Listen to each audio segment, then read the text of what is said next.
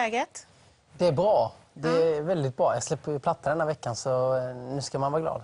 Det ska. Ja, nej, men nu släpps... Nu, jag vet inte, det är något som lättar från ens axlar på något sätt när man har jobbat med det så länge. Men det är ju väldigt, väldigt intensivt kan vi ju konstatera i alla fall. Absolut. Och därför som sagt så är det skönt att någonting av det här intensiva lättar från axlarna. Att nu får jag äntligen ge ut det. När man väl har gett ut det då kan man inte gå in och ändra längre. Nej.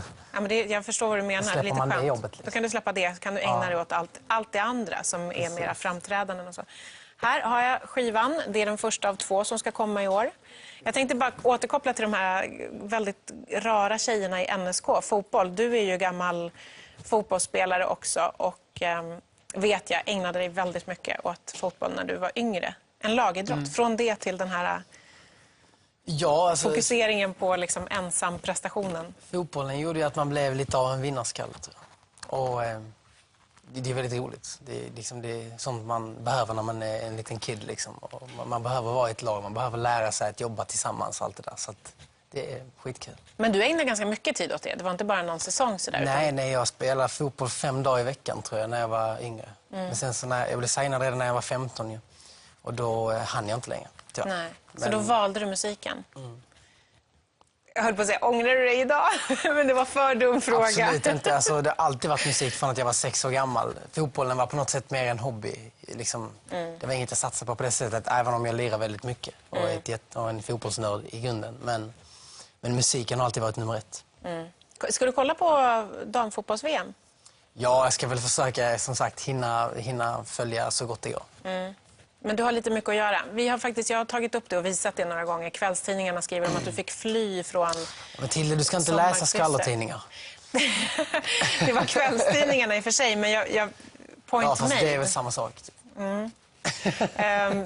Okej, det var inte riktigt så. Men det har väl varit ganska... Men du spelade ju för 15 000 personer när du hade din turnépremiär på Liseberg i Göteborg. Ja, det är klart det har varit mycket folk och fansen är helt fantastiska. Jag menar, de är där och det är kanske den mest tacksamma publiken av alla.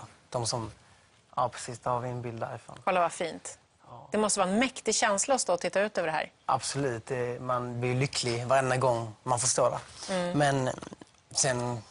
På tal om tidningarna, de vill ju alltid förstå allting till 100%. Så man ska väl bara ta det med en nypa salt det som står där. Jag har bara väldigt roligt, jag hoppas att de också har i publiken. Det är i alla fall det viktigaste för mig. Det är därför jag gör konserter, det är därför jag gör musik, för att de ska tycka om det. Men du, om vi ändå är inne på kvällstidningarna, mottagandet från publiken har ju varit fantastiskt. Mycket folk som har kommit och alla verkar glada.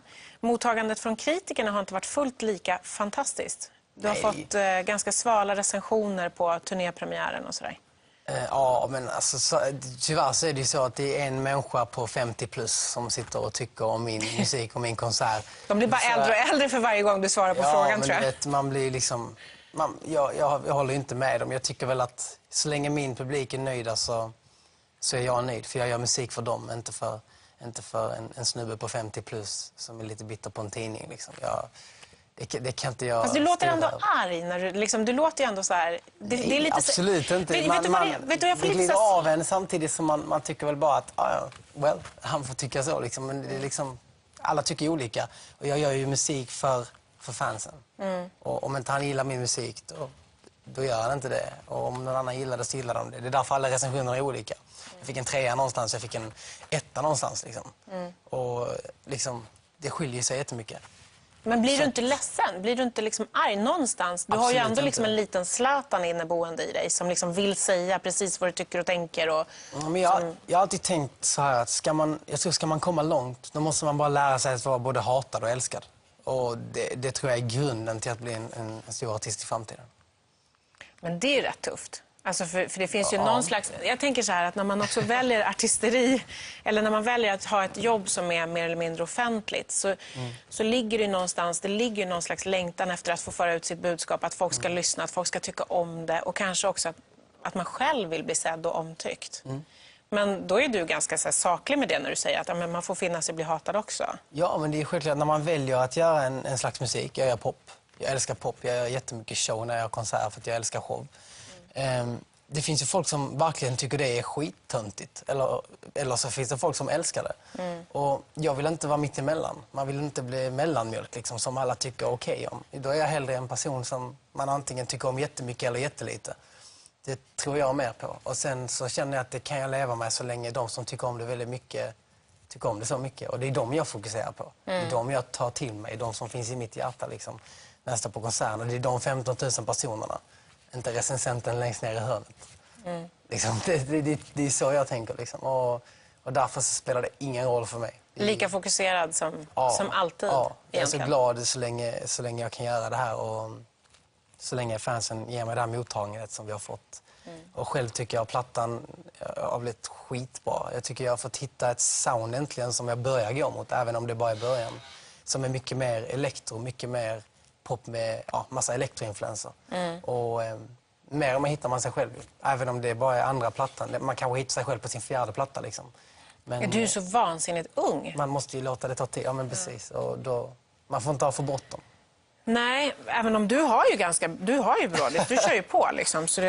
Men jag tänker också att du har väldigt många av, vi släpper själva liksom huruvida recensenterna gillade din show eller inte. Men däremot var det många som beskrev just om det här med att du har väldigt unga fans också. Och då funderade jag lite grann på hur du känner för det. Känner du att det gör att du blir någon slags förebild så att du måste ta ett helt annat ansvar än om man har fans som är 30 plus, säger vi? Alltså, ett ansvar har man alltid som offentlig person säkert. Men jag tänker inte så mycket så. Jag är bara en kille som älskar att göra musik och älskar att göra konserter. Och det är det jag ska göra. Sen vem jag är utanför scenen, det är mitt privata. Det är egentligen ingenting. Där tänker jag inte så. Men när jag är på scenen så är det väl självklart att man vet att det är massa folk, allt från 2-åringar till 82-åringar som står i publiken. Och det är klart att man vill att alla ska gilla det och inte tycka att man gör någonting fel. Men jag är samtidigt bara mig själv. Jag är en sån människa som alltid säger vad jag tycker och hit och dit och gör vad det jag vill. Och har en väldigt så här, bestämd och envis åsikt alltid.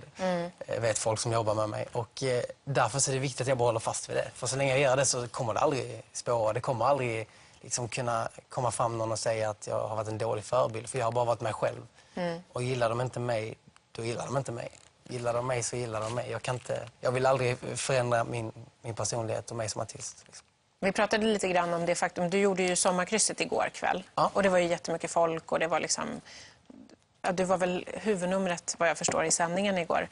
Och så skulle du upp hit idag och så frågade jag, blev det sent? Och så tänkte jag mig någonstans ändå att... Ja, men du har fyllt 21, va? Nej, 20. Jag fyller 21 sent i år. Sent i år. Är man 20 år och kanske liksom får tillträde till den här fantastiska världen som känns lite glamorös och exklusiv på något sätt, så kanske man ändå liksom inte kan låta bli att korka upp en flaska champagne efter gigget. Men du var väldigt bestämd på att det var inte riktigt så du jobbade. Nej, alltså jag kan inte dricka dagen innan jobb. Liksom. Det är noll tolerans för mig. Alltså jag gillar inte, alltså jag kan inte prestera då. Speciellt med tanke på att jag dansar och sjunger samtidigt i de flesta sammanhang, inte idag. Men och då konditionen ryker dagen efter och det går bara inte. Och därför så gör jag inte det. Det gäller att sätta musiken först om man verkligen älskar det. Men det kräver ju ändå en viss karaktär. För det är ju liksom, man kan tänka sig vilken otrolig adrenalinkick och endorfinkick det är att gå ut på scenen inför alla de här skrikande fansen. Absolut. Och sen att liksom varva ner lite grann med en öl hade ju varit lätt. Det är ju väldigt många artister som gör det, eller? Ja, musiker. Men som sagt, är man ledig dagen efter, varför inte? Det är jättetrevligt liksom. Men så länge jag jobbar så jobbar jag och jag vill aldrig komma till en konsert och prestera dåligt. För att det finns inte på kartan för mig. Jag vill så mycket längre. Detta är bara början av min karriär. Så kan man inte hålla på nu liksom. Det går inte. Jag tycker faktiskt att det är sjukt spännande med din målmedvetenhet och din liksom klarsynthet. Hur går det med utlandslanseringen? Jag gissar att den tog fart rätt ordentligt efter Eurovision. Den gjorde det. Och man får se, vi har signat, jag inte exakt, men typ 22 länder tror jag har blivit signade i nu. Och vad betyder det? Alltså vad innebär det? Det innebär att jag kommer att släppa min första singel i de länderna. Ja. Och, vilket är sjukt roligt. Så att det är en bra grund. Sen vet man aldrig, det kanske går bra i 10 av dem. Av de 22, det vet man inte. Och då är det skitbra liksom. Så att man får bara köra sin grej. Och, som jag sa innan, var noga med att aldrig ändra på det man gör för att försöka anpassa sig till något. För då går det nog ingen bra längre. Bara fortsätta med det jag gör och hoppas att de här länderna också kommer gilla det. Ser du det som ett steg till den totala världsberömmelsen? Och USA måste väl vara någon slags målmarknad för en artist? Ja, på ett sätt. Samtidigt, det är bara musik. Det är inte... Ja, men du säger berömmelse. För mig är berömmelse lite så här... Jag vill bara göra musik och att alla ska lyssna på den och tycka om den. Och kan jag få ut den till USA så är jag jätteglad. Men just nu så är det de här 22 länderna som vi fokuserar på. Sen så är det klart att vill musiken hit i dessa länderna så kommer det självklart ta fart i grannlandet eller landet. Det är liksom, man måste bara jobba sig land för land lite. Men du släpper den här skivan, volym 1, Saade volym 1, på onsdag kommer den ut, eller hur? Och sen så kommer en till skiva, volym 2, i, vad var det, september? I november. I november, okej, lite senare. En klassisk Robin kallar vi det för nu, bara för att hon gjorde så förra året. Faktiskt, hon som inspirerade mig till att göra det. Jag älskar Robin, hon är så jävla grym.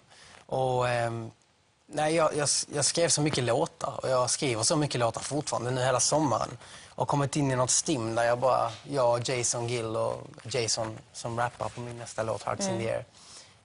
Vi bara har kommit in i ett stim där vi bara skriver musik. Och då tyckte jag att det vill inte jag slösa bort genom att ha 20 låtar på en platta till exempel. Och inte spara låtar heller, för det ska man inte heller göra. För det blir out of date nästa gång man släpper platta kanske. Så då vill jag bara släppa allt, helt enkelt. Och jag tror faktiskt det är ett nytt sätt att jobba på i musikbranschen idag med tanke på hur det ser ut. Liksom, och att skivor i sig kanske inte är liksom den största. Nej, men precis. Jag tror man ska släppa mycket musik när man väl släpper något. Så under en period där du tänker att nu ska jag släppa album, då lägger bara släppa mycket under den perioden. Sen så tar man pausen, sen kommer nästa album och då släpper man mycket igen. Jag tror på den grejen. Och som sagt, Robin inspirerade mig jättemycket till att göra det. Och nu får jag göra det. Det var roligt. Jag bara ringde Leffe på mitt skivbolag och sa, jag tänker släppa 2 plattor i år. Han hade inte så mycket till val. Han bara sa, okej, det känns kul. Och så jag tror inte, han grät hela vägen till banken, tror jag, Erik, om jag ska vara ärlig. Han bara, vad tråkigt. Nej då, men det är kul. De stöttar mig i det mesta jag vill. Så det förstår jag. Erik, som är med oss hela morgonen. Erik Saade, jättekul att du är här. Tack. Vi är alldeles strax tillbaka. Förlåt, stackars.